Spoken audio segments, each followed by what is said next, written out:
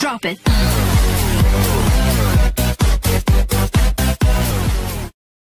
Laki-laki baik ya. Ya. Laki-laki baik itu tidak akan mukul istrinya biarpun istri layak untuk dipukul. Sederhana. Jadi dalam Islam memang nggak ada Memukul di dalam membolehkan. Al-Quran yang disebut memukul dalam Al-Quran bukan mukul bogem. Mukul tanda dia marah sampai ujung siwak.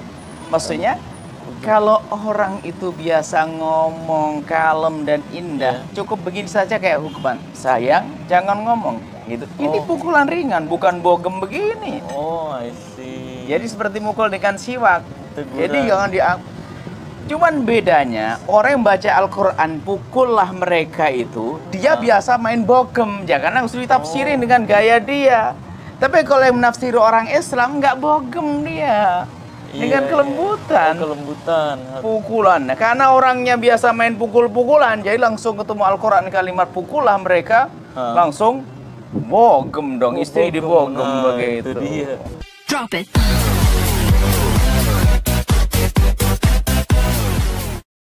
Kan yang sekarang itu lagi ramai itu tentang KDRT nih, ya kan, di media massa. Sebenarnya ada nggak sih kalau dalam Islam ketika istri marah sebenarnya kita sebagai pria tuh bersikap kayak gimana, Ustaz? Seharusnya. Bismillah, alhamdulillah, salatu wassalamu ala rasulillah habibina sayyidina Muhammad bin Abdillah wa ala alihi wa ashabihi wa mawalah amma ba'd. Kalau bicara tentang Islam kan rambu-rambu. Iya.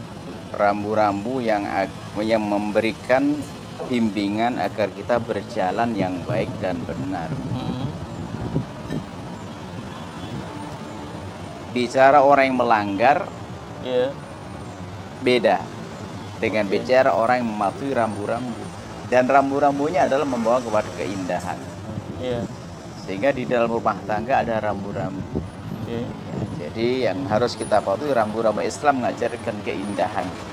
Islam mengajarkan ada suami menghormati, menyayangi istri dan sebagainya. Kalau sederhananya kami simpulkan, laki-laki baik ya. Laki-laki baik itu tidak akan mukul istrinya biarpun istri layak untuk dipukul. Sederhana. Jadi dalam Islam memang nggak ada memukul di dalam Al-Quran yang disebut memukul dalam Al-Quran bukan mukul bogem. Mukul tanda dia marah sampai ujung siwak. Maksudnya kalau orang itu biasa ngomong kalem dan indah, cukup begini saja kayak hukuman. Sayang, jangan ngomong gitu. Ini pukulan ringan, bukan bogem begini. Oh, I see. Jadi seperti mukul dengan siwak. Teguran. Jadi jangan cuman bedanya orang yang baca Al-Quran pukullah mereka itu dia biasa main bogem ya karena harus ditafsirin dengan gaya dia. Tapi kalau yang menafsiri orang Islam nggak bogem dia dengan kelembutan. Kelembutan. Pukulan. Nah, karena orangnya biasa main pukul-pukulan jadi langsung ketemu Al-Quran kalimat pukullah mereka langsung bogem dong, istri dibogem begitu. Itu dia. Oke. Kalau dari Rasul sendiri, Rasul itu pernah nggak sih Buya yang diomelin istrinya gitu? Bukan diomeli, permasalahan ada. Permasalahan ada. Nabi dengan wahyu tidak akan punya kesalahan. Tapi yang bersama Nabi adalah manusia biasa, termasuk Siti Aisyah.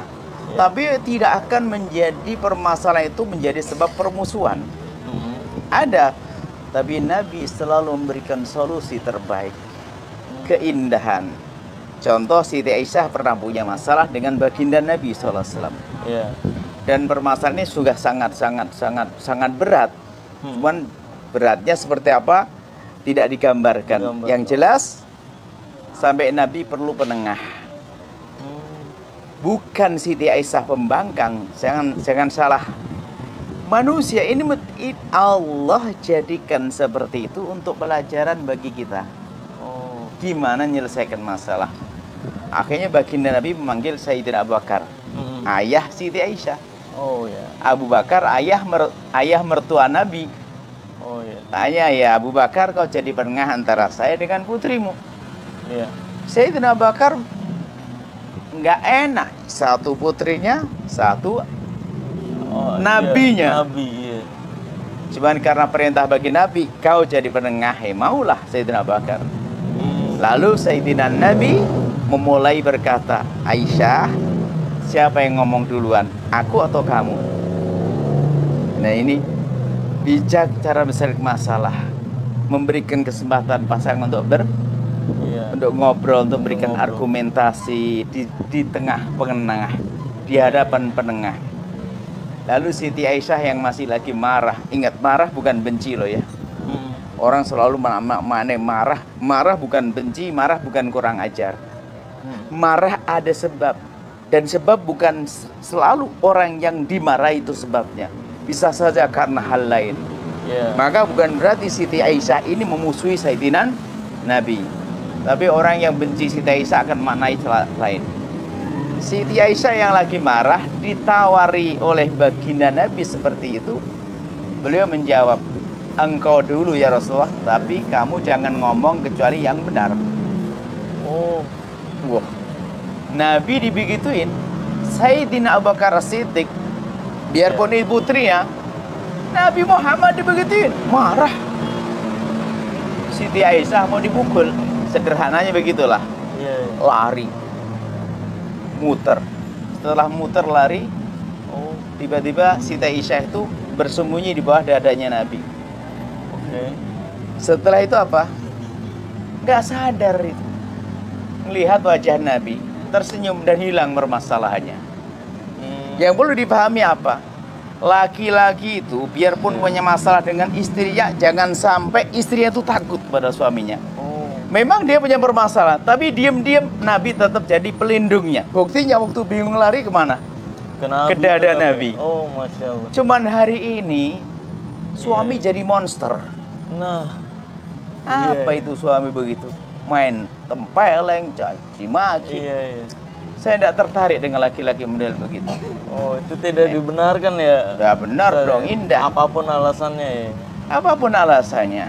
Cuma di sisi lain juga ada pendidikan kepada wanita yang kurang ajar, tolak pinggal pada istri, babnya beda. Ini ada bahasan suami kan? Iya, bahasannya suaminya harus indah dong. Sampai kalau memang kau tidak bisa menghormati istrimu, memuliakan istrimu, tinggalkan dia dengan cara baik-baik. Tasrih bi ma'ruf, lepas dengan kebaikan, agar dia mendapatkan laki-laki yang lebih bagus daripada kamu. Tapi kalau berbuat zalim rumah tangga gak ada dalam Islam. Islam tidak pernah mengizinkan. Nah itu guys. Itu. Iya. Jadi memang apapun alasannya nggak boleh kasar ke istri. Dan gebuk pun tadi dijelaskan sama Buya, gebuknya gebuk sayang itu ya. Itu kan bahasa Al-Quran kan, yang membaca orang yang ngerti kelembutan. Makanya yang baca salah. Biasanya orang itu menerjemahkan kalimat sesuai dengan pengalamannya. Contoh, lampu kalau kita kan lampu skakel nih ya. Orang desa nggak pernah listrik, tahu listrik di desanya lampunya lampu keplek. Datang ke rumah bibinya di kota, tidur pagi-pagi pesan bibinya, nak, kalau nanti sudah siang lampunya matikan ya. Bibinya pulang masih nyala lampuan. Nak, kenapa kau nggak mati? Nggak bisa, Bi, saya tiup nggak mati-mati. Karena dia menerjemahkan lampu sesuai dengan pemahamannya. Maka yang menerjemahkan drip adalah bogem. Memang kebiasaan suka membogem orang dia. Sesuai dengan pemahamannya. Iya. Jadi Al-Quran itu indah. Dari Allah. Melalui Nabi. Rahmatan lil alamin. Allah, luar biasa. Saya tidak tertarik dengan laki-laki dengan kekerasan. Makanya saya katakan, laki-laki bodoh tidak punya kelebihan naklukkan istri aja pakai kekerasan. Iya benar. Harusnya apa nggak bisa merayu? Nggak bisa itu loh. Benar. Model apa laki-laki begitu? Iya. Tuh ya guys, sudah ditegaskan ya guys ya, bahwa kalaupun marah dengan pasangan atau istri ya dibicarakan baik-baik. Sampai gitu. Kalau Al-Quran itu setelah wadribun, pukullah mereka. Setelah itu apa? Wahjuruhunna fil madaji. Jangan diajak ngomong dia. Maksudnya Oh, didiemin. Didiemin, tapi di tempat tidur. Di luar kamar seperti biasa. Jangan sampai ketahuan sama anak istri. Oh, I see. Di kamar saja maksudnya, di kamar sudah diem sama suami. Kan gelisah istri. Tapi kalau di luar jangan ketahuan istri, anaknya dong kalau lagi musuhan. Iya. Film ada aja. Iya. Oh, di depan anak pun nggak boleh ketahuan marah ya? Iya, marahan ya? musuhan. Oh, Jangan musuhan. ketahuan dong. Jangan ketahuan ya. Film ada aja orang nggak membahas. Mado aja di lingkungan tempat tidurnya. Oh, oke. Kan indah Islam mengajarkan. Sekarang anaknya Iya. jadi tim pembelanya. Ibunya punya tim, anaknya 4, 2-2 berantem. Iya. Itu yang terjadi Badminton. banyak sekarang. Ada. Iya. Perlu belajar. Perlu belajar ya. Yang penting kalau belajar Islam dengan benar akan menemukan keindahan. Iya, benar. Tapi kalau ada orang ngatasnamakan Islam lalu nggak indah, pasti dia salah paham tentang Islam. Oh, oke. Luar biasa. Bahkan kalau bicara, karena Mas Marcel tadi pemirsanya juga orang luar Islam dan Iya. sebagainya. Bahkan kita pun dengan orang luar Islam harus baik-baik loh ya. Oh iya. Oh iya dong. Benar. Kalau tetangga saya Nasrani sakit, saya wajib ngasih obat loh ya. Oke. Jadi Saya Islam tidak boleh nggak mencaci mau- dia, saya boleh menghinakan dia dan sebagainya. Islam mengajarkan begitu. Iya. Tapi kalau ada orang Islam suka nyaci maki, dia salah belajar. Karena Nabi tidak mengajarkan. Oke. Luar biasa. Terima kasih penjelasannya Bu ya.